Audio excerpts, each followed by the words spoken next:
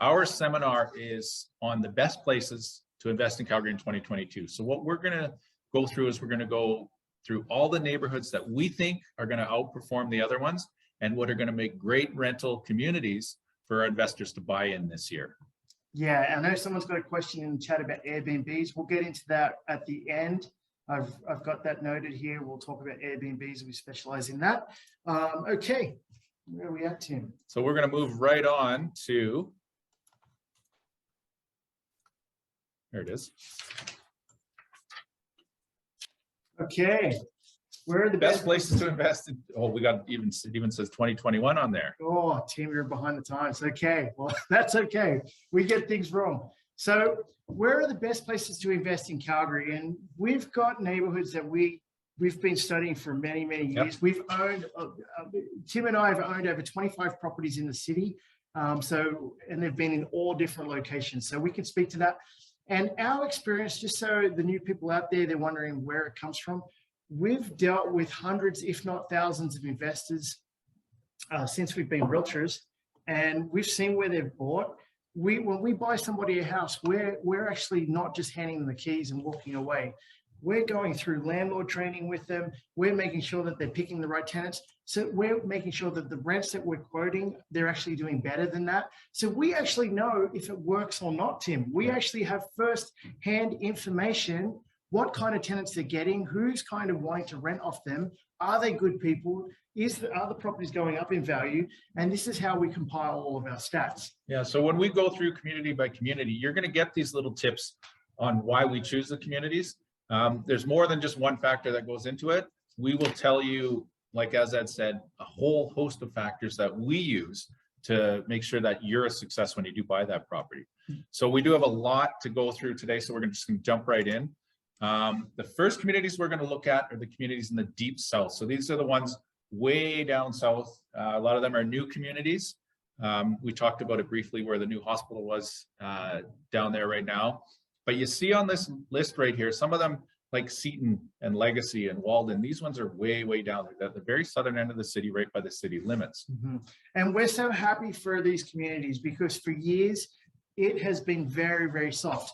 When I say soft, places in Mahogany, places in Seton, we were meeting clients in Auburn Bay. We were meeting clients that bought, say, for starter homes for $410,000, $415,000, $420,000.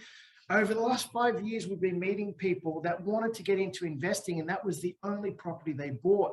Well, unfortunately, over that time, since they bought it, properties went from $420,000, they went as low as $360,000. So the investors that were coming to us, we had to kind of say to them, look, you could either take a loss if you want to sell, or you could try and rent it out to cover your costs, but that's going to be tough because even the rents, they weren't getting the rents down there because there's so many rental properties. But it has finally turned around. So we've talked to the developers out there, the builders. There is zero inventory right now. So if you go on MLS, you can't even find new properties.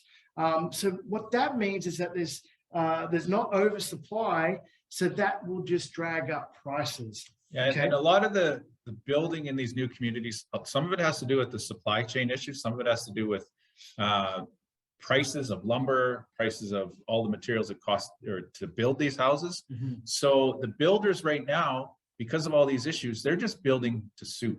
So if you go into one of their sales offices and say, I want a house, it's not like you can walk down the street and look at 3 or 4.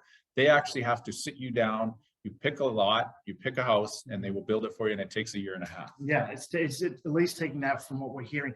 And it got so bad for the builders over the last 5 years that they would have to actually finish basements. They would have to do some landscaping. They were giving blind packages away just to sell their products. So right now, I don't think you're getting any of that when you're going in to see a builder. You probably wouldn't even know the exact price you're paying until you actually move into the property.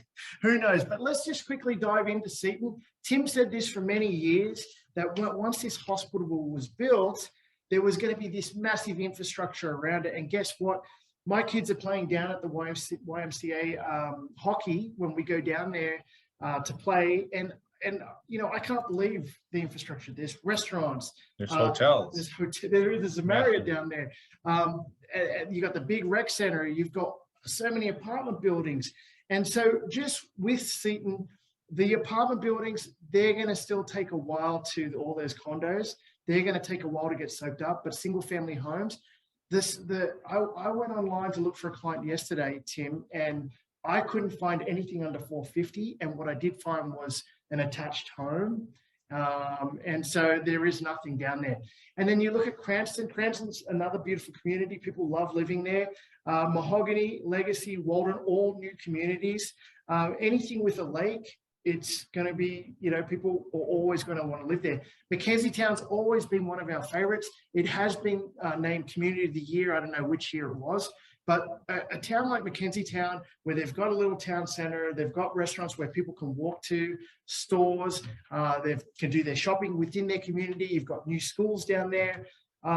It's always going to be a winner. So all of these communities, we were worried. We're going to be telling you our honest opinion. Over the last 5 years, we were worried about going down there and trying to rent out properties, especially when the builders team were building suites in little two-story homes. Half duplexes. And they were guaranteeing rents. When a developer or a builder guarantees rents, that's a red flag, because that means, yeah, they're going to guarantee it for that year, but it's very unlikely that a basement suite in a two-story home, especially a starter home, is going to rent out more than $850. Yes, you may get it, but if the builder is giving you $1,000 guaranteed rent for the next year, I doubt it you're going to be able to pull that off later on. But if you do, and you have family, we've seen people, our investors, who have extended family. I know Moyu has a place down there, and his brother is renting off him in the basement, so it works. So it can work, and it's only going to get better. From what we're hearing, people want to live down there because of all these amenities. And for the first time, Tim, in 5 years, we're giving the thumbs up to these newer communities down south. Yeah, but with a qualification, there's even newer communities out there. Yeah. So if you look at Walden and Legacy, those communities they have some schools down there, and they have some shopping, and they have some roads in there now. But if you go across on the west side of McLeod Trail, there's even newer communities south of Silverado, Belmont, and something else. Yeah. But anyways, these ones are the next brand new communities that we're going to tell people not to go in.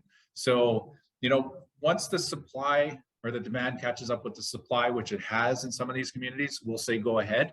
But those brand new communities where you're basically living in a construction zone, those don't make very good rental properties. So we're going to tell people to hold off on those really new communities. And the same thing applies up north as well. We'll get into that when we get to the north quadrant. No one wants to live in a construction site, but Tim, you're right. When you're driving down McLeod Trail and you get out of town, Tim told me there was an overpass being built into that new community behind Silverado, and sure enough, it's there. There's a high-rise building down there. And would I invest in something like that? Right now, I wouldn't, because it's so far away and it's still a construction site, but people are buying down there. Yeah. So moving on, the next page is on South communities. So this is everything south of downtown, all the way down to probably, what would it be? Fish Creek, something, or maybe Minnepour is a little below Fish Creek. So straight south of the city center.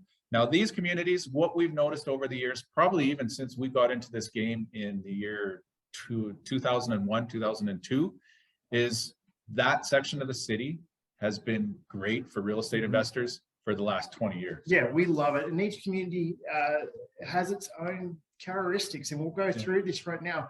I mean, we've been in every one of these communities, Tim. We've got clients. You were writing down the clients in these communities. I know Minnepour, the first one there. I own one with the JV partner, Steph. And Minnepour's one of those communities. You got Fish Creek Park. I mean, on the street that I'm on, I don't even know what it's called. At the end of the street is Fish Creek Park, and then on the other end of the street is the lake. You can't get any better than that. And I know we put Jamie in there this year. We put a few other people in there. The boys went in there. Tim, if he's online,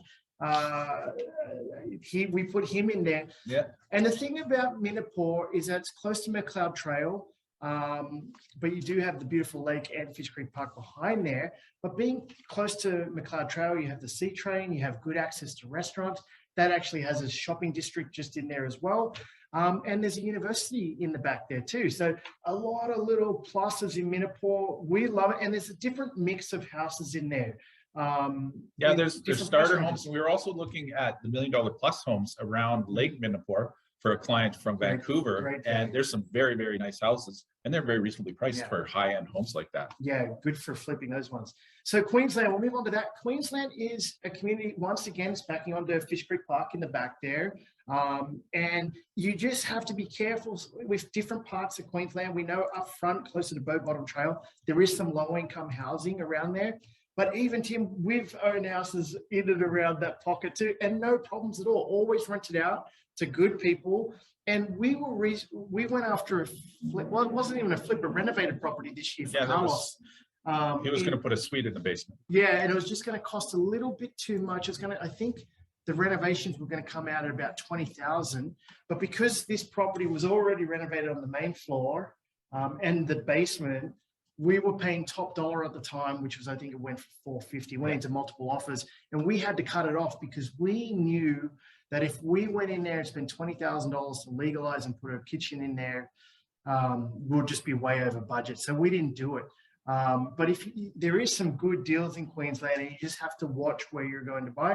And we're predicting last year it went up 16%, and that's because it's way undervalued. So when you see these values, we're expecting Queensland to come up, especially these homes that we know are renovated homes sold already for 450, 460. I don't know exactly. It should be way above that. So when you see 16% last year, will it do it again this year? Pretty much. It'll get pretty close. It'll be over 10, I can tell you that. So the next communities, Braeside, Cedar Brae, Canyon Meadows, Haysboro. These are on the west side of, the west side of McLeod Trail. They all make great rental property. There's great rental properties in each one of those. They have access to everywhere because the ring road on the west side right now, as soon as that ring road is punched through to Highway 1 going east-west, the price of these things are going to go up even more. Yeah, Canyon Meadows, great community. We love the duplexes down the bottom. And, you know, the distance to the C train, all good houses in there. There's renovated houses in there. And then on the other side, you have estate homes as well. So it has a real mix. Canyon Meadows has never failed us, never failed our clients. Always rented, you know, and values are good. We got Brandon in there this year. And Cole went in there. Brandon is actually, he rented out his property. It's an up-down suite of property. He's legalizing it. Huge double car garage. And he's actually getting $2,900 rent per month on this property, and he picked it up something like $440, right? No one wanted this property. And just quickly on this property that I don't think anyone wanted it, Tim, is because, Tim, tell them when we went into the property, when we went into the garage out back, what was going on there? The guy who was living there was a bit of, we'll call it eccentric. Yeah, I would. So we viewed this property. It looked fairly clean. It needed paint and some flooring and stuff, which Brandon did. But we go into the garage and he's living in the garage. He's there with his young son, and they have a couch set up and a coffee table, and they're watching TV, and they're having some pizza or something. And he just said, well, we moved into the garage to sell the house. Just so we didn't have to clean the house every day. So we're like, okay. But there were pets in the house. Like there was a cat in the house living by himself and a dog. It was the weirdest thing ever. But as investors, sometimes you got to look through the craziness. And guess what? Brandon's probably cash flowing $600, $700 a month right now. Plus the mortgage is getting paid down close to $1,000. Not a bad investment. Moving on to Braeside, we just put Carlos in there. Great community, Braeside. You know, as Tim said, the ring road, you've got Anderson that runs to the ring road there at the end of Anderson. Guess what you've got now? You've got a Costco. They just started leveling off the land all around the Costco. And I hear there's car dealerships going in. There's more shopping going in. There's going to be some, office buildings going in there. There's tons going in. It's massive. And to have that around the corner from Braeside, Brayside's another good community. You do have some more low-income housing in and around there. You just have to watch where you are in the community, but you get a good property. I got to go back before you finish off Carlos. Yeah, Carlos's property, we know we bought it. It's backing onto a park, and we just knew that it's got a heated car garage. I think we bought that for $425. He's actually doing renovations with our contractors right now, making the basement legal. And it's going to be a winner all day. And that property he got in for $425, spending another $20 on it. It's probably going to be worth about $550 after he's done, especially in this market. So Braeside can do it. I just want to go back to Canyon Meadows for a bit and just do a shout out to Cole. Cole's house hacking in Canyon Meadows right now. Yeah, I don't know if He's living in the basement of the unit that he bought, and he's renting out the top, and he's loving it there. So Cole, I hope you're having a good time with that rental property, and we'll move on to the bottom of this list here. Haysboro, Acadia, Fairview, and Ogden. These are 4 communities that we love. We've put probably hundreds of clients into these 4 communities. Yeah, so Haysboro was always our go-to place. Haysboro, just so you know, there's 2 sides to Haysboro, and you've got to know this going down Elbow Drive. You have Elbow East and you have Elbow West. The prices on the west are typically always higher, and we've seen renovators go into the east side last year, and they were getting amazing prices in there as well. It does get a little bit dicey, some of the properties down near the C train, down that area, but it's coming a long way, and we see Haysboro becoming out of our price range for investors, Tim. Yeah, eventually it's going to be too high priced, and then we'll be talking about the spillover communities next to Haysboro. Yeah, and talking about spillover communities, we're just mentioning that in our investment tip of the month. If you got on here late, you can go to the chat, and on there is our crew TV. You simply go on there and you can get the investment tip of the week. You'll get it every week. And one is on what we're talking about is on spillover communities. And guess what? Spillover communities are communities next to Haysboro. Okay, what communities are next to Haysboro, Tim? You got Fairview, you got Acadia. Even in Acadia this year, we've seen flips going for what, Tim, in there? Yeah, they were listing about in the high 6s, which is kind of unbelievable because for the longest time you couldn't get over 550 in Acadia, no matter how nicely you renovated it. But now we're seeing, you know, the higher prices come in, and the flippers are going in there because they can't go into Haysboro anymore. The entry price is too much. Yeah, I see Cole's got it on the chat there. Cole, we got to get you out of that basement suite. You got to buy your second property. Cole's been a member for over a year now. It's time to get you moving, buddy. So anyway, Ogden, Tim, I'm loving Ogden. And this is really funny because for years, I mean, one of my first investment properties was in Ogden. And about 2 years ago, we had our investors that we just sold Sacramento, their property, Dwayne and Kathy. Yeah. They came to us about 2 years ago. As soon as there's rumblings about the C train, they went in and snapped up duplexes, right? Yeah. And we were buying for $550,000, both sides, right? Yeah, both sides together. And smartest people I've ever seen, they actually are retired and just invest on their own. But you know what? And Elijah's on here. Elijah, there's a video on Elijah. Yeah, he's in Ogden. He's in Ogden. We put him in there. And let's just talk about Elijah's lot quickly, Tim. He's got a 50-foot lot. It's so deep as well. You could build townhouses on there. The C train is going to be running 2 blocks from there. And yes, the C train's down the road, but he's got this beautiful lot. He's got a renovated house that would never be a problem to rent out. I remember talking to him. He was doing quite well on it, got in at a beautiful price point as well. The value is in Ogden. I've owned properties in there. We've got a lot of investors in there now. Keep an eye on it. You just have to watch. Ogden's one of those communities that you really have to watch who your neighbor is. And when I say who your neighbor is, if the sidewalk isn't getting shoveled, or in the summer the grass is this high, or we've been in Ogden and we've seen people dumping cars in the front lawn. And I mean, we haven't seen it for a while, but you just have to watch who your neighbor is. And when I say that, that can really reflect on the value of your home. So we really want to point that out. You want to see that you're on a good street.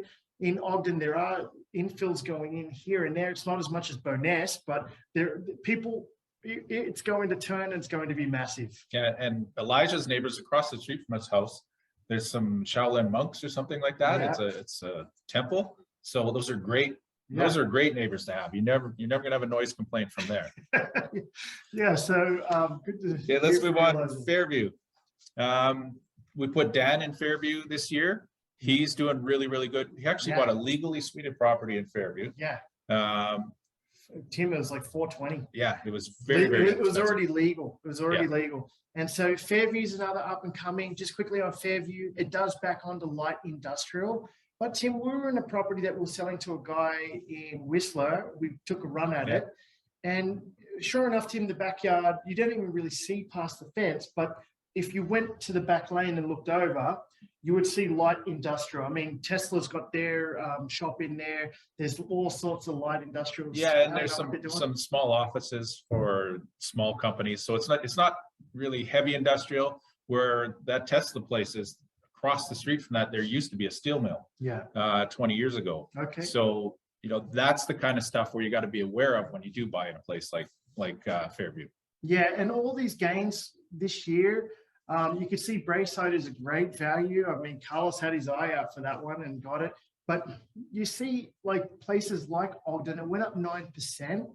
But I can tell you, we didn't pay much more than the average for Elijah's house there. So Yeah. there is still tremendous value. We see all of these communities heading north of the average. Tim, what's the average at today? 490?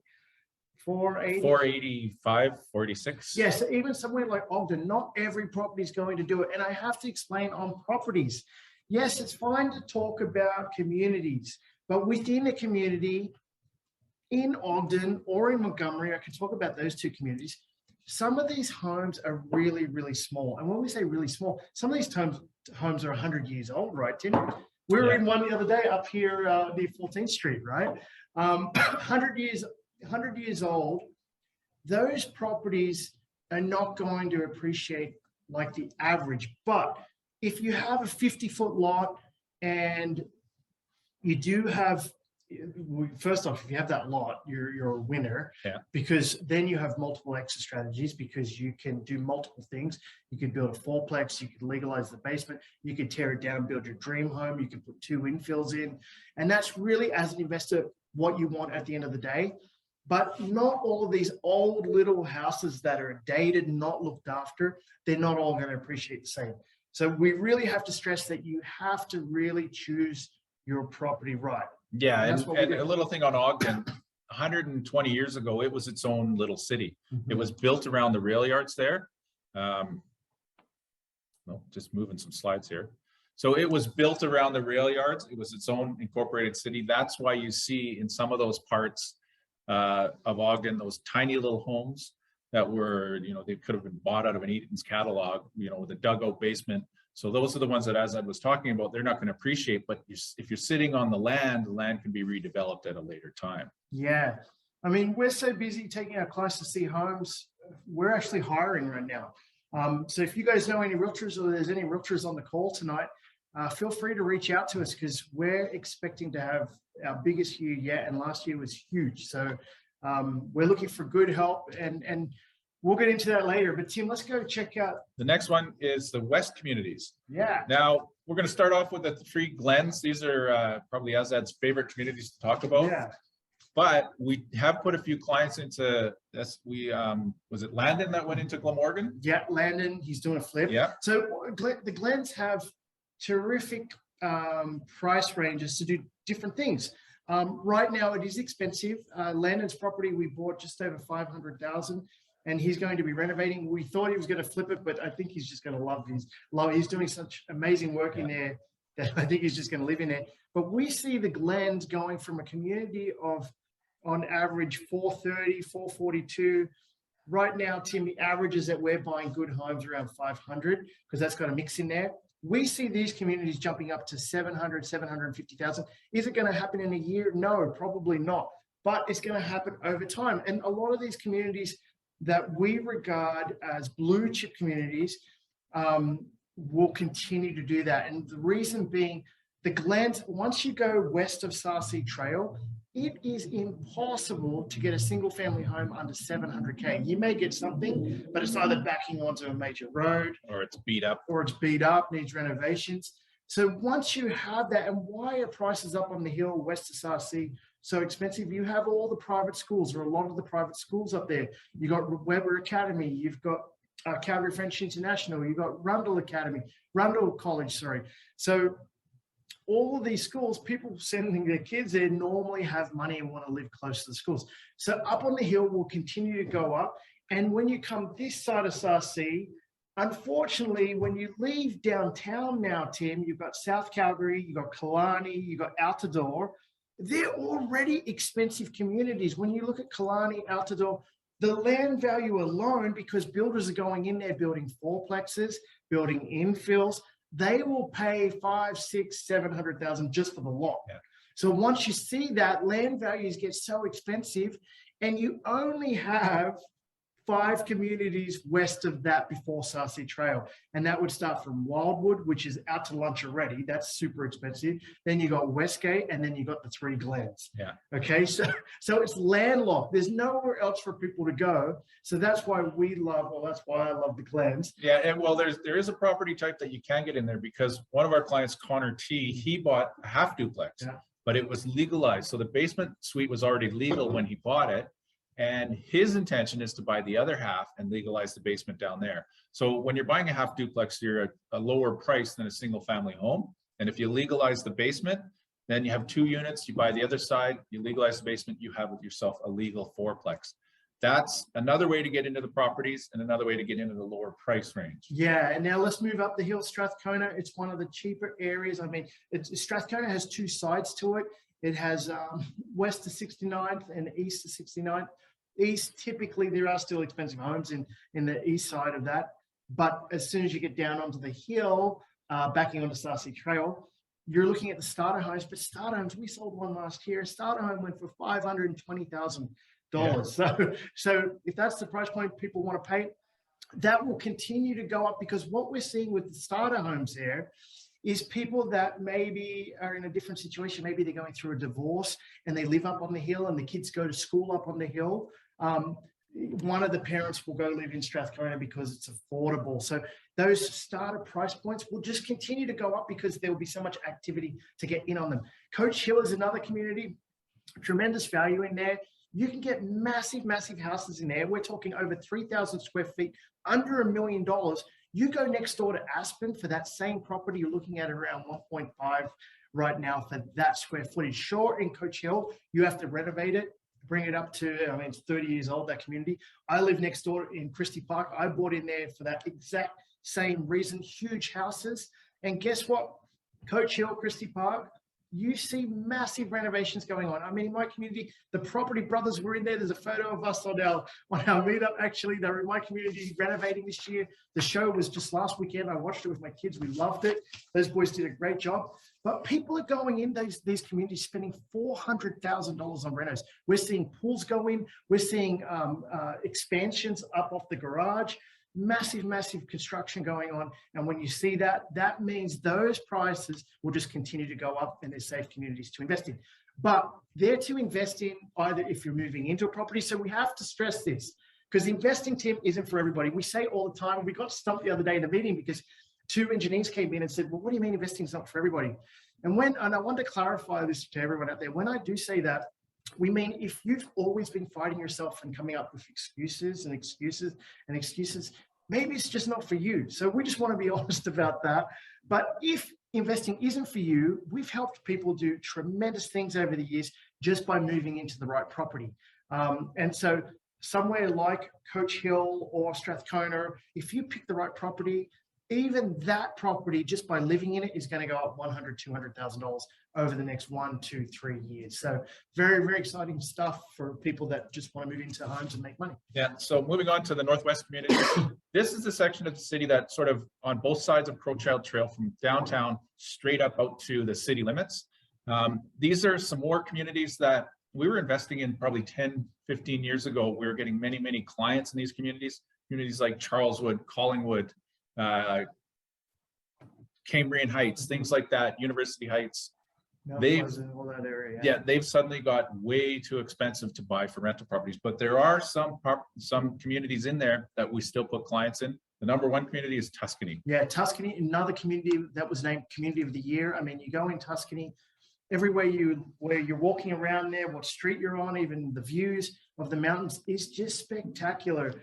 Tuscany has its own little shopping village as well, which helps. It's got good schools, and it's got good access to the mountains, in and out on Stony Trail. Even getting downtown with the new ring road, it's going to be even easier, because people from Tuscany, and I know this because Richard Pootmans, who's at my alderman, I know him very well, they're nervous with the traffic coming down from Tuscany, Royal Oak, coming down the new Stony Trail, going back up the hill now, hitting Bow Trail, and then going straight downtown. And I could tell you Bow Trail can't take it right now. So that's what's coming. They know about it. But Tuscany is just one of those beautiful communities. And Tim, we were investing in Tuscany. They're mainly two-story homes in there. But there's a huge mix of homes. Yeah, they have their estate areas that are along the ravines and have the mountain views, but there's also a lot of starter homes. Yeah. And what we see is people get in there and they rent in the starter homes, they fall in love with the community, and then they buy somewhere else in the community. Yeah, I own a home in Tuscany. And normally, Tim, the homes in there, like my rental is a single family rental. So we want to stress that. It's very rare to suite a property in Tuscany. You're normally buying these properties. They're good for people that are putting 20% down on an investment property, and their properties can cash flow because they generate roughly around $2,000 per month. Yeah. Okay. Moving on to Ranchlands. Ranchlands is a great community. We've bought all sorts of properties in there. Our last property was for Josh last year, actually. And he's actually put his suite in that basement. Was that a half duplex? Yes, that was a half duplex. Oh, it was a half duplex. So great value in there. You can get half duplexes under 400,000. And Russ actually bought, remember, fourplex. a couple of years ago, he bought a fourplex, and it was an illegal fourplex. So it was a fourplex with suites, duplex with suites in the basement. He has since legalized it. So he's got a legal fourplex now. And he picked that place up for, it was low 500s, and now he's got a legal fourplex in Ranchlands, and he could probably turn around and sell that thing for close to $1 million. So there's a huge mix of properties in Ranchlands. Yes, there's some low-income housing. Yes, there's some subsidized housing, but it's a community that's in the Northwest along that Crowchild Trail corridor that's very affordable, and you can attract very, very good tenants because there's also lots of employment centers around there. Along Crowchild Trail, there's the hospital, there's the children's hospital, there's the university, there's Crowfoot Mall. So there's massive employment. So that means there's massive amount of tenants too. So it's a great place to invest in. Yep. Just quickly, John, if you could just clarify your question there, I will get to you for sure. And then I think real estate. I can wait. It's a bit of a long question, and just real estate in general.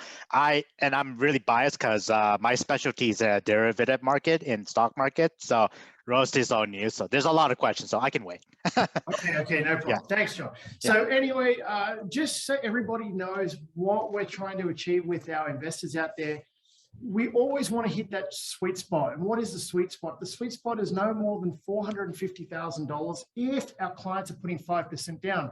Now, you might be out there saying, well, how are they putting 5% down? We have been putting our clients through our move up program for many, many years. When a client works with us, our aim is to make them $1 million.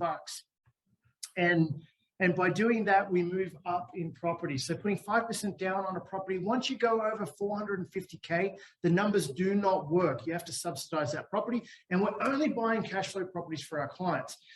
If people are putting 20% down, yes, we can go all the way up to 550. Yep. We can go plus. We've got investors that have a lot of money and they can put a lot of money down just to make the numbers work. Why would they do that? They do that because they know they're in a community like, let's pick one right here, Brentwood. Brentwood's showing an average of 354. That's on whole. So the average for a single family home would be around 550, Tim. We know Brentwood's a community 100% that it's going to go from 550 to 750,000. How do we know this? We know it because you look at Toronto. Tim, what's the average in Toronto right now? 1.2. 1.2. I don't even know what Vancouver is. And guess what? Even Montreal's beating us right now. And if you've seen our webinar last month, yeah, it was last month, right? Last year. But our last webinar of the year, it actually, Calgary actually did very, very well. And we gave you all of the reasons why Calgary's going to do well this year. Okay. And if you didn't see that webinar, it is on our Crew TV. There's a link in the chat. Just go on there and you can see the full webinar. It goes for 30 minutes. We actually did it. It was so popular. We did a short version so everybody could see why Calgary's going to do well. Just to take that fear out. Yeah, and we're going to touch on a little of that right at the end of this slide presentation. because there are so many reasons why Calgary is good to invest in 2022. We're just going to touch on that a really, really little bit. So Dalhousie, Brentwood, Charleswood, these three areas, we're going to be outpriced for investing, Tim. This is where we should have been investing most of our money in. So close to the university, hospitals, C train, Market Mall, everything's around there. Some of these properties are on a hill, they got views. There is only one way for these three communities, and these three communities are going to go from 550,000 to 750,000. Already, we lost a deal yesterday. We're inquiring about a property in Brentwood for a flip. It was grandma's house. It was actually close to Crowchild, which sometimes we question a little bit, but not in this market. It sold in one day for $40,000 over list, no conditions, cash offer. We'll see that all day long, every day this year. When property comes on the market in those areas, they'll just continue to go up. And the average, honestly, should be upwards of 750, 800,000. How long is it going to take? We don't know, but it's going to get there for sure. Because really, Tim, it's 20 minutes from downtown. Yeah. So moving on to the next slide, north communities. Now, similar to the south, we're looking at downtown, straight north, probably up to Nose Hill. A lot of these communities, this seems to be, you know, the sort of the bread and butter communities of real estate investors. We've put a ton of them in there this year. We can talk about, you know, Daniel, he bought a place in Huntington Hills. Neil and Alana, they just closed on a place in Winston Heights. Yeah, yep. And they also bought a place in Huntington Hills. Yeah. So these communities, they make great places for people to live, and they also make great rental properties. Now, what's going for them as well is the Green Line LRT line, which is projected to go straight up Center Street, all the way past Nose Hill and into Harvest Hill. So that is going to also add value down the road. We've got clients buying on both sides of Center Street, you know, within 3-4 blocks, all the way up the route, because they're anticipating when that train line goes in there, you're going to see massive increases in these prices. And you can see right now, the average prices in these communities, you know, Bennington Heights, Huntington Hills, Thorncliffe, they're still in the 300s. That's the average price. It's way below Calgary's average, but so we see them as a long way to go. Yeah, and just dissecting a little bit of these communities, Winston Heights, great area. You have the golf course on one side. Actually, the mobile park home's been knocked down now or moved. There's a whole new development going in there. You're just off number one. I mean, you got Peter's Drive-In around the corner. If you haven't been there, go for a milkshake and a burger. But Winston Heights, Tim, there is a little bit of light industrial in the back there off Edmonton Trail. You want to be wary about that you're not looking at it directly. It's not the most appealing thing. There's car shops in there. There is a new brewery, which is really good in there. I know one of our clients took us out for lunch there. So Winston Heights is definitely going to do really well. Once again, Winston Heights, you can be downtown on Edmonton Trail in 7 minutes. So that is a key factor. We see that community. I mean, there's $1 million homes in Winston Heights, and we were picking up bungalows for 400, and we just picked up a half duplex for less. So, which is really cool for our clients. Highland Park, once again, the golf course has been bought. There's supposed to be a development going in there. If you're close to Center Street, we know it gets a little bit dicey with low-income housing in, around, and especially in and around the east side of Center Street. There's back streets in there. There's new infills going in, so it will eventually turn around. But you have to ask yourself, what kind of tenants are you going to get when you're in some of these areas, types of homes? It goes house by house. And when we're showing properties to our clients, we're pointing all of this out. And if we see any riffraff, I like to call it riffraff. I got in trouble once. We won't talk about that. But if there is any riffraff going on in any communities, we're just walking away. I mean, I'm not even looking at the house. So, but we point that out to our clients, Tim. We're so selective on the properties we buy because we have one single aim, and that's to make money in real estate. Yeah. And why do we do that? Because once we make you money, guess what? We're realtors for life. That's for sure. Yeah, and again, these communities have a great mix of properties. There's a lot more half duplexes in these communities up along Center Street, on the other side of Center Street, than there are in some further out communities. So you have a different mix of price ranges, so that different, you know, no matter what your price range is as an investor, if your maximum is 350, 400, you can still get a half duplex in these communities. You can still suite it, and you can still cash flow. So we like these communities because it appeals to a number of different types of investing strategies. You know, you're not just one single type of strategy. So we can, any type of investor can get into these communities. We love them for that. One of the things in the chats, when's the green line going in? You're going to see they're already starting the utility work for the green line going down south. They'll build the south part first, the north part up to 16th Ave, and then after that, you'll see that come on. Yep. By the time they start building that north part in 2025, maybe, the ring road will be done. The ring road in Edmonton will be done. So there'll be room for infrastructure dollars from the provincial government. And if oil stays the way it is for the next 2, 3 years, 4 years, you're going to see a lot of that money being pumped into more infrastructure. And the LRT is one big piece of infrastructure that you're going to see an investment in from government. Yeah, someone's asking about Shaughnessy. I know that's Tunde today. We'll get to you at the end there. Shaughnessy's great. I've owned properties in Shaughnessy and they've done very, very well. Once again, Shaughnessy might be more single rental, not suited, but you can get bungalows in there too, Tim. Just quickly, is it good to invest in apartments on Centre Street? I wouldn't buy anything on Centre Street. I mean, there's so many good investments. And if you're looking at apartments, we're going to get into it, right, Tim? So I'm not allowed to talk about it because I always talk about... No skipping ahead. I skip ahead all the time. Then we get to the slide and I can't talk about it. So, John, I will get to that. That was someone else, sorry, but I will get to that. Okay, just quickly, Beddington, I wanted to just speak to that, Tim, quickly. Beddington has a real mix of properties in there. So you just got to be wary about where you are in Beddington. We love Beddington. We took it a run last month at a beautiful half duplex in there as well. And you know what? Around these areas, Huntington Hills, Vista Heights, Beddington, you know what? The airport is so close. It employs so many people as well. And then you've got Deerfoot City going in. There's more infrastructure going in there as well. And just to have Deerfoot City and the lifestyle kind of community feel that they've got in there, it's just going to get better and better. And then you've got access to Deerfoot Trail. So all of these communities do very, very well. And there is no problem renting them out. Yeah. Okay. Okay. The next one, the far north communities. These are the ones north of Nose Hill. There's a lot of new communities being built out. Evanston, Sage Hill, Carrington, things like that. They're way out there. And Redstone and Cityscape are sort of to the east of the airport, right up in that upper corner where Stony Trail turns from going east to going south. There's a lot of newer homes in there. There's a lot of homes being built with purpose-built legal suites in the basement. They're all sold out. Yeah. We've been looking for clients for quite some time for those things. The builders are out of inventory of that. You can have them built, but it's going to take quite a lot of time. One thing about these northern communities is the employment centers up there. You might not see, big shopping centers and stuff like that. But if you look just to the north of the city, you've got Cross Iron Mills, you've got that Amazon warehouse, you've got all kinds of warehousing going in Rocky View County, just north of the city. And it's a massive, massive employment draw for people who live in that very, very north part of the city. Yeah, and let's just face it about newer homes. People want new. Like we're dealing with Kaladi right now. We've been shopping with him for a while. And he just wants a new place because he doesn't want the hassle of something going wrong if he buys an older place.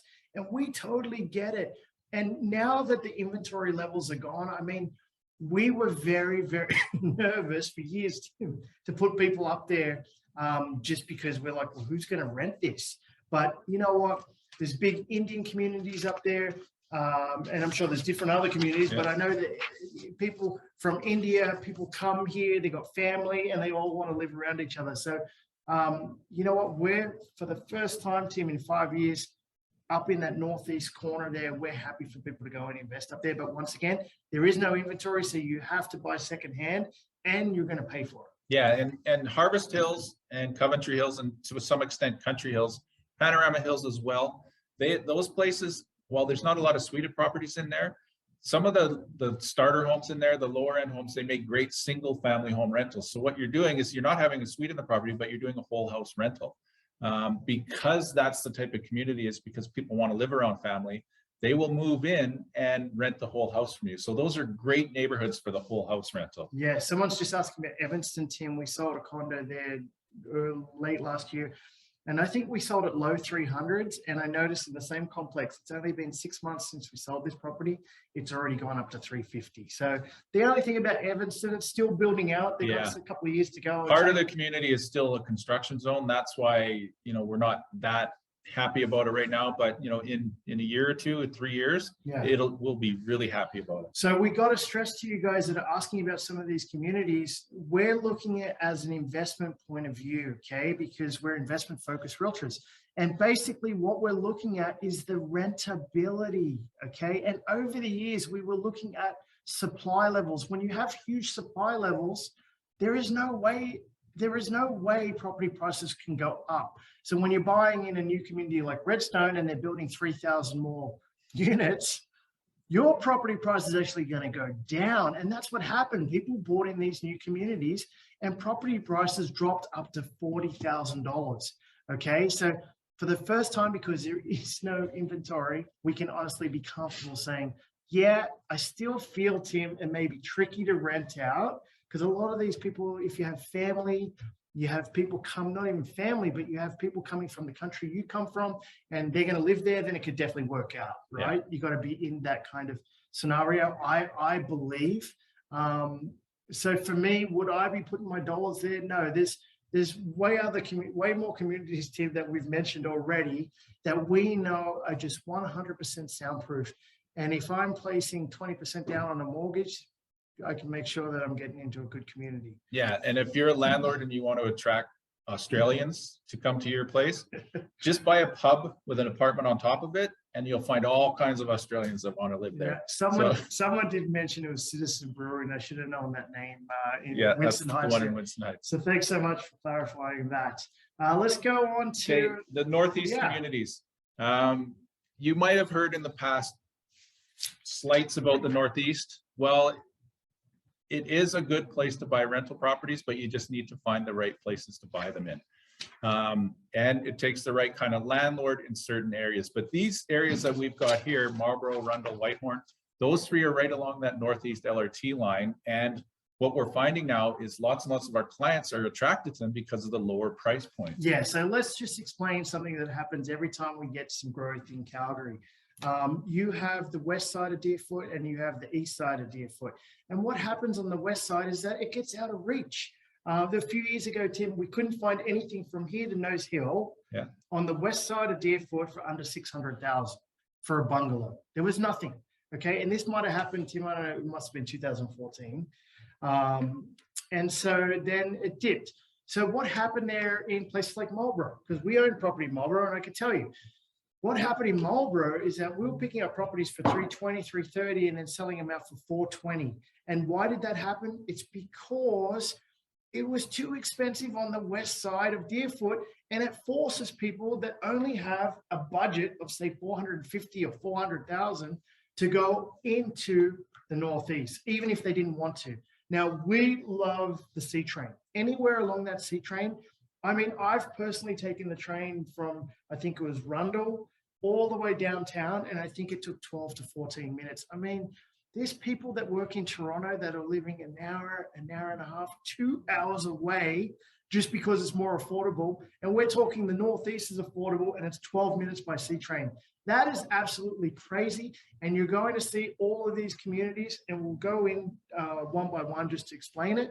But you're going to see these communities jump up again. Okay. Yeah. And Tim, there's good properties out there.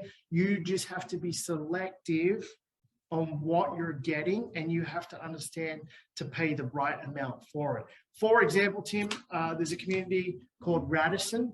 Actually, we'll talk about this first. Yeah. No, we can talk about Radisson, but those three at the bottom there, Radisson, Albert Park, Radisson Heights, Dover, and Pembroke Meadows. Those three communities, now they've had a bad rap in the past, but take a look on the right-hand side. Look at the average prices in those communities. It's very, very, very low. So if that's all you can afford as a real estate investor, and you pick the right properties within those communities. I mean, there's terrible parts of every community, but some of those communities have really, really, sketchy parts to it, but there's also nice parts to it. I mean, Albert Park and Radisson, some of those houses overlook, they have views of this downtown. The inside of Pembroke, there's some very nice houses within there. As long as you're not on the outer reaches and there's some low income housing and stuff like that, they will make great rental properties as well. Because some of the people who grew up in the Northeast, they work in the Northeast, they want to live in the Northeast. So if they're renting from you and taking care of your house, what's wrong with owning a house in those communities? Yeah, no, exactly. And I'm just going to explain a little scenario we got into 2 months ago. It was with Carlos, who ended up buying in Braeside. So we found this beautiful property in Radisson. And I mean, Tim, it was overpriced to start with. I think it got listed at 440 or something like that. And there was no way we're going to let our client pay 440 for a house in Radisson. I don't care. And you know what? An experienced investor, realtor was selling it, and they had it on their list as an up and coming suburb. You know what? It is an up and coming suburb because of the lot sizes and because of the views downtown. Plus, you're backing onto a C train station. I don't even know what that one's called. It's the weirdest one ever. But anyway, on Memorial Drive there up the hill. But you know what? We had to cut it off. It got into multiple offers, and I said to our client, there is no way we're overpaying for this property in Radisson. We'll go find you something else. Sure enough, we went down to Braeside, and that thing's going to appreciate 3 times more than Radisson will. And we keep hearing these areas right around Forest Lawn are going to turn around. And yes, the city has Maxwell stations. Yeah, thanks, Blaine. And Ken, we'll get to your question there. Ken's just saying there's a lot of suited properties in the Northeast. That's what we love about it. There is some real beauties in there. And to legalize some of these properties, we're going in with our clients, legalizing some of these suites for under $5,000, Tim. Under $5,000 and adding $30,000 to $40,000 in value just by legalizing the property. So is there an upside? There definitely is an upside, but you cannot overpay. Don't pay in a bad area. Don't pay too much in a bad area. I'd rather you go into a good area like we did with Carlos. We cut it off. Those offers went into multiple offers, and some people were getting some investors in, and I feel sorry for them because you simply just have to look across the street and the quality of tenants or people that were living there. And I don't mean to be mean. I mean, it didn't look good. One guy had a cat farm, like a cat farm. Yeah. He had a cat farm. We didn't know what was going on. He had these little storage units. He rescues stray cats. And they all live in his backyard, but they don't really stay in the backyard. They go around all the neighbors' yards. Yeah, and so you don't want to live next to a cat farm. That's what I'm telling you. And you just have to be careful. I mean, if you've read our book, Fearless Real Estate, it tells you to be careful and what to look out for. I'm not lying. But you know what? There is no way we're getting into a bidding war on a property in a questionable area. And these areas like Forest Lawn, the only people we would put in there are people that have thick skin and know what they're doing. They've been in the game for a while and can understand. And we've got a lady, she's married to a doctor there, and she tells she's had to put up security cameras. They have problems all the time. I mean, as an investor, you want to make this stress-free, okay? And so that's why we say, no way in the world we're going up there to buy you that property. Okay. Steven's asking about Saddle Ridge, I assume, Martindale, Falcon Ridge. Those are also good communities to rent in. There's all different ethnicities in there. You're not going to see it as, just one ethnicity in those communities. So they're very, very diverse. They, appeal to people of different cultures. That's fine. And our clients that are up there have huge success. Brent, he has a townhouse in Martindale, and it's never vacant, right? He's got tenants in there all the time. Yeah, and Airport Trail's open now. You can get through, I think. I know they're opening it up. But you know what? You got the C train running up there. You've got new amenities up there as well. Saddle Ridge is it's getting a little too expensive. It's just getting a little too expensive for what you're going to cash flow up there, for what you're going to get for your rents. Yeah, Carlos has given us a plug there. Thanks, buddy. I hope those renovations are going well. We'll catch up soon. I was thinking about you today. Anyway, so there is some tremendous value up there, and there is a lot of suited properties, which helps. And you can cash flow really, really well. Yeah. You just have to be selective. If you're buying a property through us, we're going to warn you. We take you through our landlord training for free. We don't care if you're hiring a property manager. We are so strict on it that you choose the right tenants, that we want to know which tenants you're putting in place, because that's a huge part of making this thing successful. Anything else on these areas, Tim? I think that's good. Okay. We'll move on to the next one. The next slide is on the surrounding towns. Now, we've had a ton of people who've had success in all of these towns: Okotoks, Chestermere, Airdrie, Cochrane, Strathmore, Langdon. One thing, I'll start talking about Okotoks. Shaheen, I think he's on the call. He loves Okotoks. It's a great place to have rentals. It's a little bit cheaper than Calgary. So what you're doing is you're buying houses for a little cheaper than a similar house in Calgary, but the rents are about the same. So Okotoks is a good one. They've recently taken away their population cap that they had on there. Okotoks had this weird cap that they were gonna only have a certain number of people, 20 or 30,000, and that's the only amount of people they were gonna have in there. They took that away, and they're actually starting to increase the density in that town. It's gonna take a while because there's a lot of longtime residents that don't want that to come in, but you will see it change. You'll see the density increase. As we've learned, it's very, very hard to put a secondary suite in a house in Okotoks. It's not like Calgary where they're trying to make it as easy as possible to make it safe. It's hard to put a suite in there. So we'll warn you ahead of time. If you want to buy or buy a property and put a suite in it, it's hard to do. And you can see Langdon down the bottom's going up really well. That's going up because Okotoks has gone up too, Tim, and now Chestermere is expensive. One thing about Chestermere, we love buying in there. We've put so many clients. I mean, my midwife, who now owns 3 townhouses in Chestermere, right? Nikolai is looking, and he should buy another one. I think he's on the call. But a half duplex would do him well as well. But anyway, Chestermere, it's a lifestyle community. I mean, you're there in, like, from our office, we're downtown. You can be there in 23 minutes from here. You've got the lake. I don't know if you guys have been out there in summer. It's gorgeous. And really, just on the east side, Tim, they put in the new Costco, the new Walmart. All this shopping is just in there. And once they come in off Chestermere and hit that Stony Trail, they could be anywhere. Like, they could be north where the airport is. They could be all the way down south.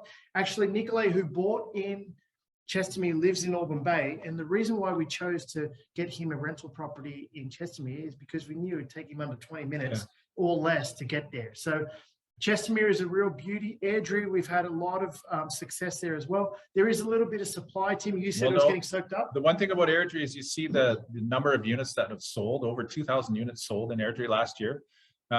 What we're seeing is it's finally, the inventory is finally starting to get absorbed.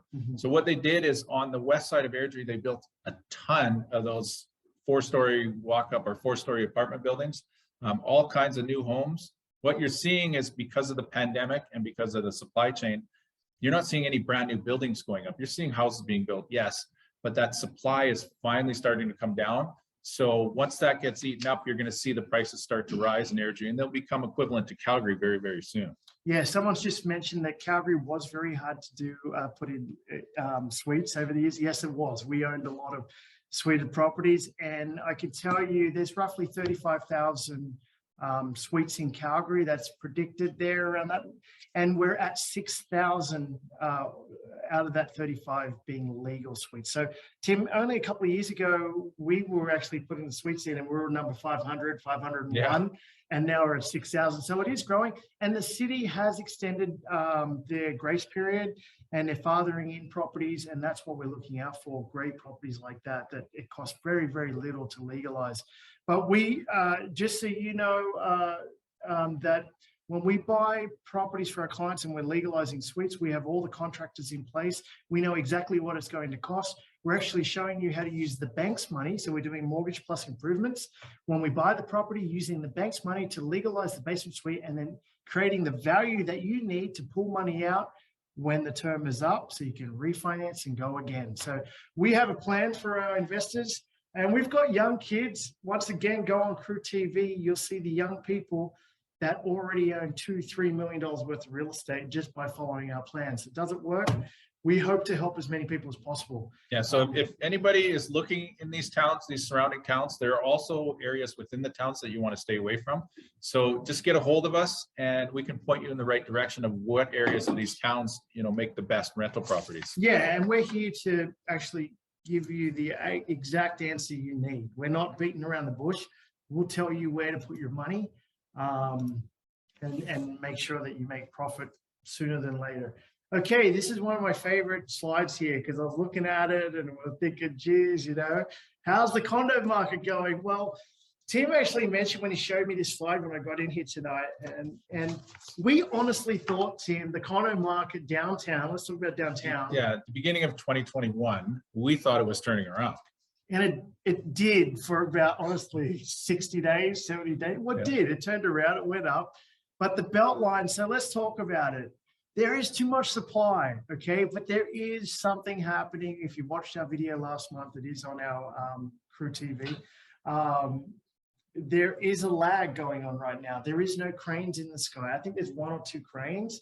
Normally in Calgary, you see 8 or 9 cranes. So what that means is a lag between the supply levels that are happening right now to what is coming in 2 to 3 years time. So the supply level, will get soaked up. And once it gets soaked up, prices will go up. It's not going to be this year. You might see what we saw this year a little bit, Tim, but it's going to be more next year, because what will happen, single family homes this year, Tim, we're predicting 10%. I know the markets, the gurus out there are predicting 6%. 6, yeah. We're saying 10%. We see that all day. Properties going up 50 grand in places like Brayside or Cedar Brae or anywhere in the city, good communities. We see it going up by 50 grand, no problem at all. Why do we know that? Because most of these communities, when you see renovated properties, there's a spread. I mean, we were buying flips last year. We bought one from Melissa in Lake Bonavista. We bought it for $525 and sold it for $850. So when you see that massive spread, there's only one way up. So getting back to the condo market, what's going to happen, we believe will not be this year, but it is a great time to buy condos. The only thing is it's hard to cash flow because you've got to take into consideration the condo fees, okay? But we're buying condos $100,000 minimum for our clients, $100,000 less than the previous owner bought for, okay? So we believe those prices are going to come back. And how do we know that? We took an average 2-bedroom unit, 1 bathroom, 1,000 square foot in Calgary, priced it out. I think it came out to 190, Tim, or 185. It was low. It was something ridiculous. We took the same specs, same age building, same stats in Toronto, and we know Toronto's a different animal, but that same property was selling well over $700,000. So there is a massive difference for a new immigrant coming to this country that is maybe in hospitality or in healthcare that has to go buy a property in Toronto for $700,000 to get an original 2-bedroom, 1-bathroom unit, then moving to Calgary and doing the same job, okay, and you're paying less taxes here for under $200,000. That is simply going to shift the market. It's not going to be this year. It may be a little bit, but it's going to be, and that's not all. We've seen price drops, Tim. Why don't you tell them price drops in Eau Claire market, what we have seen? Oh yeah, so some of these units in Eau Claire, people were buying them for $800,000-900,000, and they're on the market right now for $400,000. So these numbers on the right-hand side here, the negatives that you see from these communities of the condos, it's exactly what we anticipated for the whole year. We've been harping on this for 2-3 years now about the downtown condo market. We've been telling everybody, don't buy. And these numbers validate that. You know, we see the market going down, and we thought it was at the bottom at the beginning of 2021, but it's not there yet. It's still going down. Yeah, and you know what? We're finally this year turning around, and if you are renting out there or you need to buy a house, buying a condo $100,000 less than what people paid for it in 2011, 2014. Man, those prices are going to come back. I don't know exactly when, but we can feel it. When you look at our video on Crew TV, why Calgary is going to do very well this year, you will understand exactly why. Let's just dive into these communities quickly. The Beltline, yes, oversupply still, and still way under where people paid for them, right, Tim? Yeah. And we're talking good buildings like the Chocolate Building just around the corner here, or Union Building, or there's all these other buildings. You can get tremendous values. The West End downtown, I personally, Tim, find it a little sterile down there. There are high-end units. That there was tremendous value in there and in Eau Claire. Eau Claire is going to go through this massive revamp that the C train station is going to go in there. Yeah. They're redoing Eau Claire Market, thank goodness. And that's going to be a hub for people to go and hang out at. So when that eventually comes, you're going to see the market come back there. The downtown core, East Village, we're always skeptical in East Village. Tim, I actually heard you on the phone yesterday telling someone to stay away from the East Village. Yeah, the East Village, what they did is when the city went in and they built all the sewers and all the electrical underneath, these developers came in and just put up all these buildings all at the same time. So you've got, 6 or 7 of these really, really massive condo buildings investors went in there and bought them all up and they thought they'd Airbnb them. Well, they can't because there's not much built around there. There's not even a train station in the East Village. And now that the arena has been delayed, that whole Victoria Park revitalization is sort of in question right now. Yeah. So to get an immediate return on a condo that's in the East Village, we're years away from that now. So for clients, we're not advising them to get in there. You see it, the average price is $335. It went down last year, and these are all brand new units. So there's nothing wrong with them. They're all very, very nice inside. They're, you know, you'd love to live there, but as a rental property, it's not quite there yet. Leanne has some good questions. She says, buying on the dip. If you are wanting to buy on the dip, houses are already going up, but the condo market is on the dip. So if you want to buy on the dip, if that's what kind of investor you are, and I need to tell everybody out there, Tim and I have bought on the dip and we've bought on the peak, right? And why have we bought on the peak? We've bought on the peak because we actually buy a lot of properties with our clients. We do joint ventures. And the funny thing in real estate, if you're learning all this stuff now, hats off to you guys out there watching us, because when it hits the newspapers, and it's already hit the newspapers, you guys should go on our Facebook page, because every positive article about Calgary is on our Facebook page. I study it, I put it on there. And why do I do that?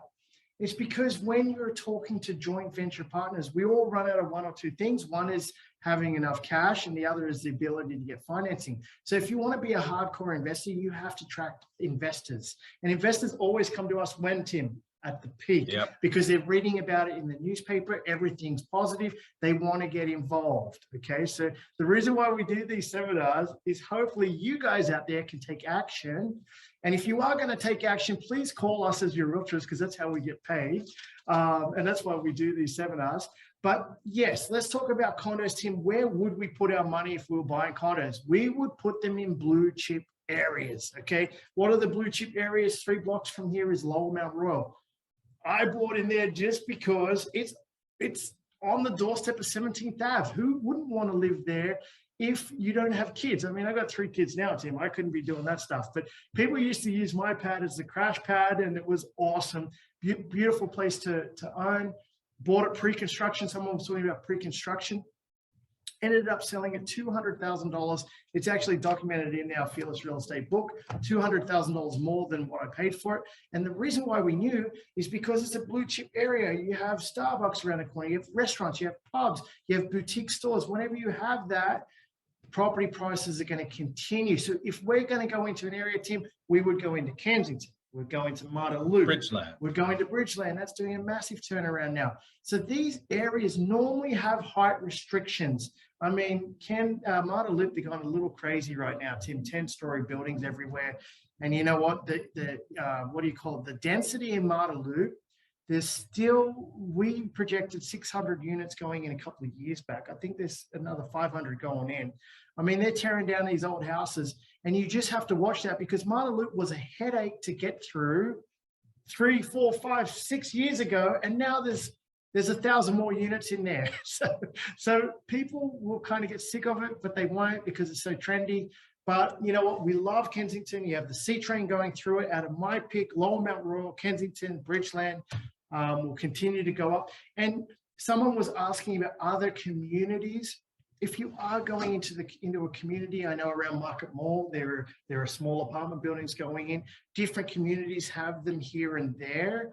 You just have to make sure that supply levels will stay low. Yeah, if it's an existing community, yes, you're probably going to make money on it. If it's a new community, the newer suburbs, buying pre-construction on a condo there, to us, it's like rolling the dice, because there's already, thousands of units that are already built. And if you're buying pre-construction on the next building, are you going to be able to get the same, are you getting it for the same price? No, you could probably get the existing units for a lower price.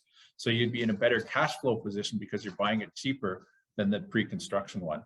We wouldn't take the gamble right now on pre-construction in the suburbs. Yeah, and for example, pre-construction condos. Yeah, pre-construction condos. And I'll even just speak to Tim, fourplexes. We had clients buy a lot of these single unit townhouses in a fourplex in beautiful communities like Altador, Kalani, South Calgary.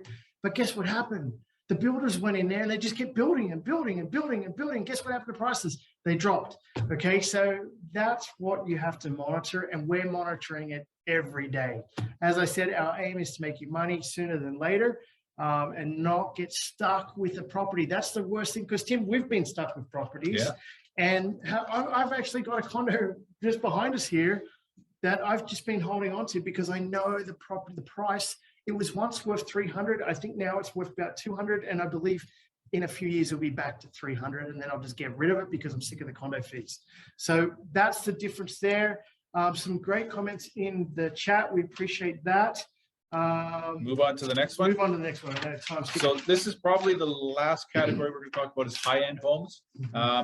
As we've been saying all year as well, we started saying this back in 2019, or actually 2018, where the high-end homes were starting to drop in price because the corresponding incomes were not there to support the buyers. Yeah. You've seen the empty downtown towers. Well, that's where all the people worked that could afford these high-end homes. Yeah, and I know I keep an eye on Elbow Valley. I got a lot of friends out there, and these communities. I got friends in Aspen Woods. There's some great value, and the funny thing going on with these big high-end homes, it's actually costing more. I mean, Tim and I last year sold a $2.5 million home in one day, and the sole reason why it sold in one day is because it actually costs more to reproduce that house, and the quality in that house was amazing. And I could tell you, one of the VPs came from Toronto with Suncor, came here to Calgary, and he bought the place and didn't even blink. I've seen houses in my community, people in Toronto buying off the internet, paying $200,000 more in my community just to get in because it's so much cheaper than Toronto. He lives in a community where it's all the brick homes. To buy a similar sized brick home 15 minutes from downtown Toronto, you'd be looking at 4 or 5 million. So, it all depends on your circumstance. And the reason why these high-end homes have gone down, like I said, is the buyers are not there. Yeah.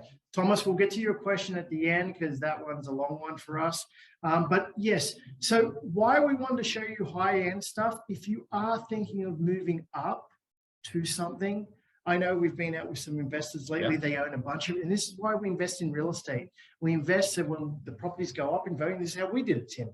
When the properties go up in value, you refinance that money and you take that money and you put it on your new home. So if you are thinking of upgrading your home, this may be the year to do it, because we see when these properties, so the average properties we've talked about today, they go like this, okay? But the high-end properties like this, they go like this, right? And once you miss it, you miss it. So we wanted to show you what's going on in some of these communities. They're not all on there. As I said, I study Elbow Valley just because my wife loves that area, and there's no way I want to move out of the city. But anyway, that's what's going on there. Yeah, so we may as well answer Thomas's question before we move to the next slide. He goes, what's the situation on carriage houses? I assume you're talking about either over the garage suites or laneway houses, which they allow in various neighborhoods. We love them, but it's better to buy it if it's an existing laneway house or carriage suite, because to have one built on an existing garage is it just kills your cash flow. Yeah. So yeah, it does. Yeah, so we'll just leave it at that. You want to buy, the bottom line is, we get this question all the time, Tim. The bottom line is, you want to buy a property that has an existing suite, garage suite, whatever suite it is, already there. You don't go out and borrow 150 grand plus now, right? Yeah. To put this in. And the main reason why is because you're only going to generate $1,000 in rent per month. It just doesn't make sense. We would rather you go buy another property, and then you have two properties going up in value, and you do way better than making $1,000 cash flow. Someone was just talking about interest rates. Are they going to go up? Yes, they're going to go up. Okay, but they're not going to go up crazy. So don't freak out about it. We hear these things all the time. Yes, they're going to go up. It's going to be manageable. How do we know it's going to be manageable, Tim? Because nobody's going to be able to afford it if it goes up too much. Yeah, you got to think, if you raise the interest rates, everybody's HELOC is going to go up. Variable mortgage rates are going to go up. Debt payment on the government's debt is going to go up. So will the government allow interest rates to go to 10, 15%? No, because most of our budget for the country of Canada will be going towards servicing that debt. So it's not going to happen. But will it go up, like Azad said, a quarter point, a half a point by mid next year? Yes, yes, it will. Yeah. Tim, we've gone over it. Let's go to the next slide quickly and then we'll get to questions. I dragged this slide back from last week's seminar because I wanted to just stress why the things that are going on in Calgary this year and why it's going to help the rental market. It's going to help landlords, people who have existing rental properties are going to have very little vacancies, and people who buy new rental properties are also going to have very little vacancies. This list of infrastructure things coming in, it's probably about half of what I saw on the Alberta government's website. You just take a look at things that Stony Trail is going to be finished, the BMO Convention Center. You can scratch the arena, that might not happen. The Arts Commons is being renovated. There's all kinds of new bridges. There's work on the existing LRT. There's solar projects, big, huge solar farms coming in. There's one on Barlow Trail and one off of Deerfoot Trail. Flood mitigation is ongoing in Alberta, in Calgary. There's new athletic parks being put in, new leisure centers. There's telecommunications facilities being put in. Massive amounts of money is coming into the city. How much was it again, Tim? It was pegged at yeah, 50 billion. Yeah, something like $50 billion of infrastructure money is coming in. This is private and public money. Yeah. So with all that money coming into just our municipality, we're not talking about all of Canada. This is just Calgary. You know, we need workers for all of this stuff. We need people that are going to use this stuff. So it's going to help Calgary as a whole, and it's going to help you as a landlord. So if you know what's going on in the city, it'll help you make a decision about it. Yeah, and we're not even talking about oil. We work for VPs, presidents of oil companies, and what we're hearing, it's good times ahead. So there's a lot of other reasons. Once again, if you need help to understand why Calgary is going to do so well, please refer back to that video on our Crew TV. You'll see it there for sure. So if you're going to get anything out of tonight's program or webinar, we want to offer you our free ebook. We wrote 2 books. One's called 1 Million Reasons to Buy Real Estate. This gives you the fundamentals of investing in real estate. It talks about the 3 rates of return. It talks about property cycles. It actually talks about getting good tenants. It talks about a whole bunch of things you need to know before you get into it. You know, investing in real estate, if you're not educated or you're not around the right people, you could buy the wrong property that could set you back for years to come. I'm not going to lie. You could put the wrong tenants in that will make you give up real estate investing. We talked about that as one of the tips, Tim, a couple of weeks ago, why investors quit. Just read this book and it'll give you a clear picture, okay, on why people do it, how much money you can make. I mean, it's life changing. And it talks about the whys. You need a why. Everybody needs a why. A why could be to drive a nicer car, buy a bigger home, send the kids to university, better schools, go on more holidays. I know that's one of my whys. I mean, all of it is my why. I want it all. But you know what? Let's be realistic. Read that book and it will give you a head start. You can find it on our website. Yeah, and it's short and sweet and concise, and it tells you all the reasons why. So, you know, it's not a big thing that you're going to muddle through in 2 months' time. No, you could read this thing just sitting down on, you know, at your office on your lunch break. So read it and figure out why you want to invest in real estate. And it's free, just read it. And you know what, we hope to convert you into an investor, let alone, you know, be successful at it. The next one will cost you, it's $20 online. We're not here to sell our books, so don't run away. We've got some more information. You know what, this Fearless Real Estate, it's not about us, it's about our clients. What I love about it, Tim, is it actually will make you understand what people are doing and how you can do it. It actually talks about a lot of the alternative investing as well, like Airbnbs, wholesaling, rent to own, lease options. It talks about hard money in there. It talks about putting a joint venture together. How Tim and I bought so many properties. And it's real life stories. It's real life stories about what our clients are doing right now in today's market. So it's not just some work of fiction that, you know, this might happen if you do this strategy. It's actual stories of what our clients have actually done. Yeah, just for everyone out there asking questions, we are going to answer your questions. We'll just keep wrapping this up and then we'll answer questions at the end. And someone was asking, would they be getting this footage? Yes, it's going to be on our Crew TV just because so many people are asking for it. The next thing here is our Fearless Real Estate Mastery Program. Now, This, once again, isn't for everybody. It's only for people that want to create $1 million worth of equity. The difference between our course, we make it affordable. First of all, there is a payment option. It could be $97 per month, or it could be $997 for a lifetime membership. So the difference from what we do is we actually put you on a plan. We actually bring you in and tell you what you should be doing. We're having these meetings in our office every day, which is awesome. And then we give you the support that you need for the lifetime of that investment, okay, when you're working with us. So that's what we love. We've changed. We never knew we would create so many millionaires when we started. It's a program we started over 20 years ago, Tim. We've been involved in this. And the best thing about this program is we've just dissected exactly what people need to move forward, and then we actually take action. So that's the difference. And that is the biggest problem with courses out there. You go do a course, and then you're left on your own to figure out what to do. And normally people don't do anything. And then they come in our room and say they spent $20,000 on I won't even name the names out there. And we just thought that was a load of nonsense and wanted to give people what they need. I mean, the meat and potatoes to make you a successful investor, step by step by step. And the best thing you get with that, with our course, is you get our hand holding. Yeah. So we make sure that you're successful. Yeah, we're picking the property with you, okay, or for you. We're educating you along the way. We're not selling you anything. We're not taking you out there showing you 10 properties, hopefully you buy one. We don't even do that. Our investors normally see one property and buy it. We've got investors right now that don't even see the property. They're like, just get it for me. I don't care, just get it for me. So we know what we're doing. It's really, really working. Thank you, someone, for putting the link up there for the free ebook. Now, this is our Crew TV. And you know what? This is one other thing that you should get. I'll put the link up there right now. You can subscribe to it. This here has got actual, so you don't have to hear Tim and myself.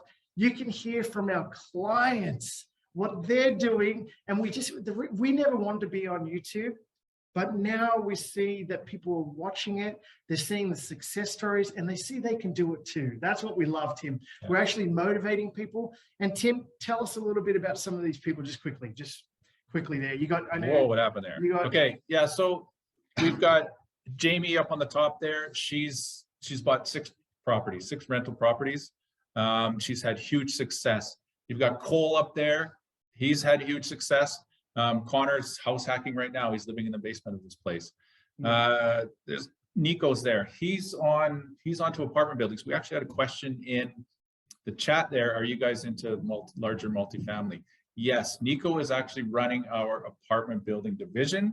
And if you're interested in that, send us an email. We'll get you in contact with Nico. He's actually putting together syndications to buy apartment buildings in Edmonton right now. So yes, that's part of our business. And Tim, you know what the best thing is about this channel is that we're giving you the real goods. You know, yes. It's real stories. It's real people. Some people come to us. We had one guy who had to sell his car. He was driving a Range Rover, and he wants to own 3 or 4 or 5 properties, and he had to sell his car. Another person, we had to say, you know what, you have to rent out your place and take a loss, but we're going to make you money down the road. So there's everyone's in a different situation, and we're here to work out which is the best to move you forward, right? Which strategies to move you forward. So where do you go from here? Once again, if you are, and if you don't think the program's for you or you can't afford it, we do have different ways for you to get ahead. Or if you're investing in real estate, you don't have a deposit. We have actually worked out an affiliate program for people that want to get ahead and make extra money on the side. If you think that's for you, or you think you want to become a real estate agent, we've got one of our investors getting their license as we speak, which we're so excited because she's done so much work with us and she'll be great on our team. If you think it's something for you, or you're a realtor listening to us, we're growing our team, please reach out to us. Send us an email. It'll be on the next slide. One thing I forgot about is the city of Edmonton. We actually have an affiliate in Edmonton who's taking care of our clients if they want to buy up there. Michelle Gale is her name. She actually worked with us in Calgary a few years ago. She's moved to Edmonton and she got married up there, so that's why she's there.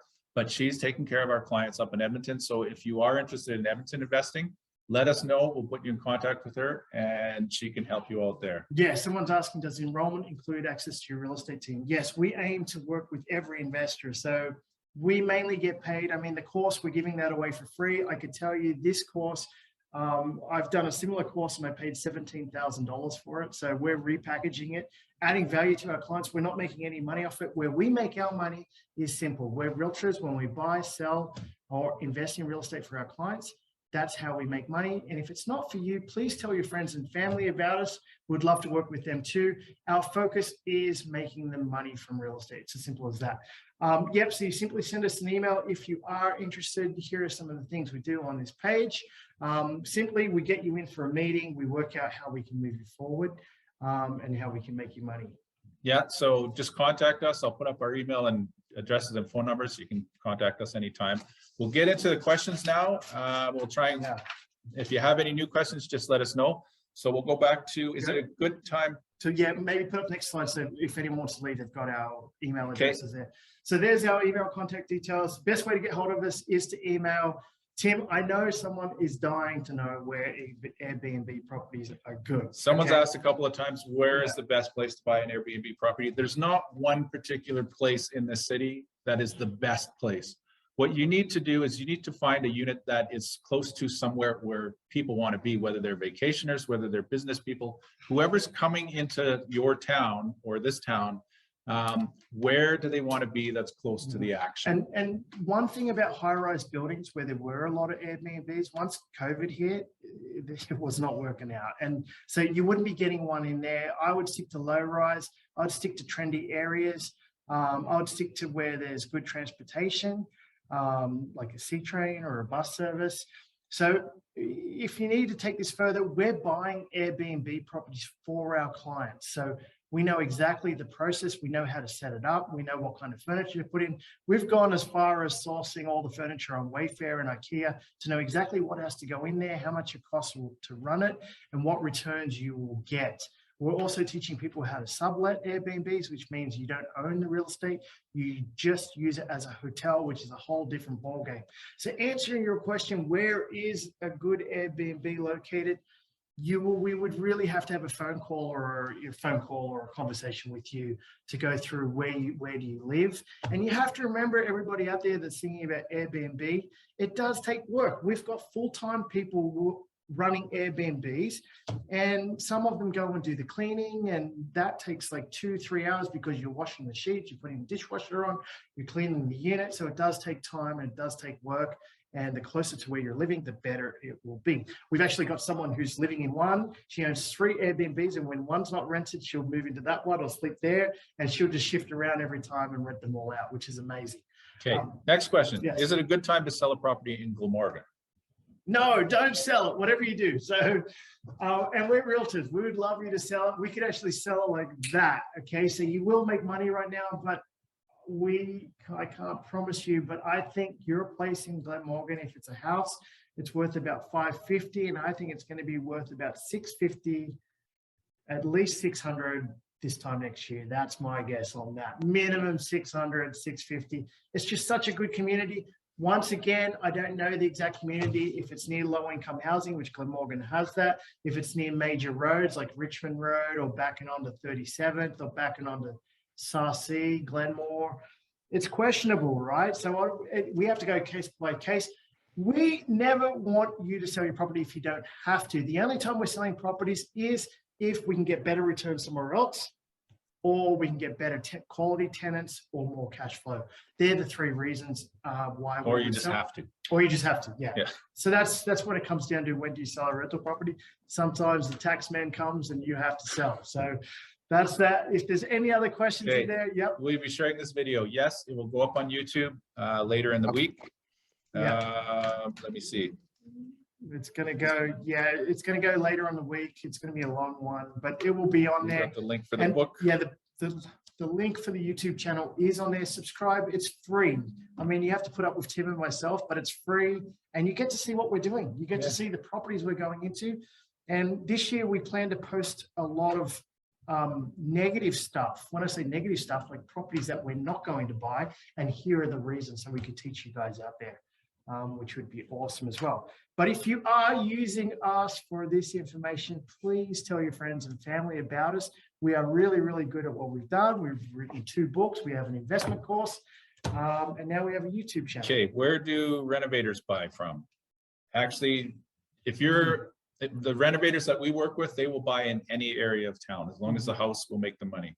And what we do is we find out those communities where the purchase price and the ARV price, there's a spread of at least $200,000. So if they put $100,000 of rentals in there, they can make $100,000. So that could be anywhere in the city. It's up to us to source that out and find them the right property that's going to work. Yeah, so Thomas, what we do there is we work out your budget.